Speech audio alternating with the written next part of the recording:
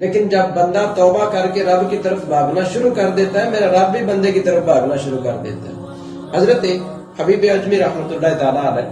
آپ کا نام بڑے بڑے صوفیاء میں آتا ہے، اور آپ فرماتے ہیں کہ ایک وقت تھا کہ لوگ مجھے سود خور کہا کرتے تھے اور میں سود کا کاروبار کیا کرتے تھے، لیکن پھر آپ نے توبہ کی، اللہ کی بارگاہ میں گر گرائے اور اپنے آپ سے یہ وعدہ کیا کہ آج کے بعد میں سود کا کاروبار نہیں کروں گا اور سود نہیں کھاؤں گا۔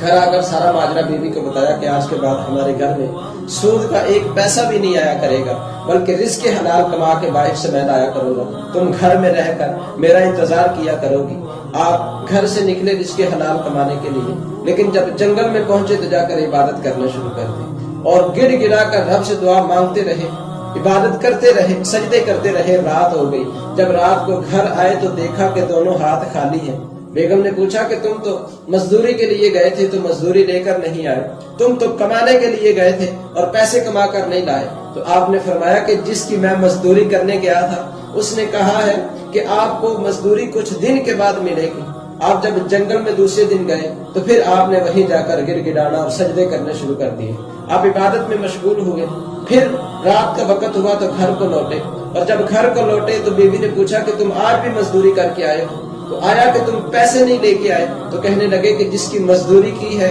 اس نے کہا ہے کہ تم گھر چلے جاؤ، ہم مزدوری گھر میں ہی بھیج دیں گے۔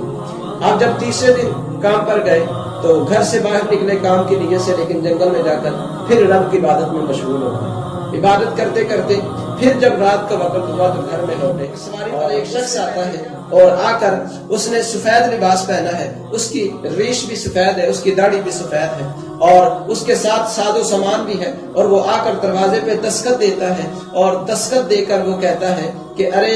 گھر والوں، یہ دیکھو تمہارے لیے تمہارے شوہر جس کی مزدوری کرتے ہیں، آج اس مالک نے تمہارے شوہر کے لیے مزدوری بھیج دی ہے۔ آپ فرماتے ہیں کہ جب میں رات کو گھر آیا تو میں نے آ کر دروازے پہ دستخط دی، میں جب گھر کے اندر داخل ہوا تو میں نے بیوی کو کہا کہ آج پھر مالک نے کہا ہے کہ کچھ دن کے بعد تمہیں مزدوری مل جائے گی۔ اس نے کہا کہ جس مالک کی تم نوکری کرتے ہو اس مالک نے تمہیں کھانے پینے کا سامان بھیج دیا ہے۔ وہ کہنے لگے کہ کیا معاملہ ہے، کیا ماجرا، کیا کہنا چاہتی ہو؟ اس نے کہا کہ جب تم مزدوری کے لیے نکل چکے تھے تو ایک سواری پہ ایک سوار آیا اور اس کے ساتھ کچھ ساز و سامان بھی تھا، اس میں کھانے پینے کی اشیاء تھی، اور اس نے لا کر مجھے دی اور کہا کہ اپنے گھر والے کو کہنا کہ جس آقا کی وہ مزدوری کرتا ہے، جس مالک کی وہ مزدوری کرتا ہے، اس مالک نے پیغام بھیجا ہے کہ مزدوری میں اور زیادہ اضافہ کر دیں، ہم تمہارے رزق میں اور زیادہ اضافہ کر دیں گے۔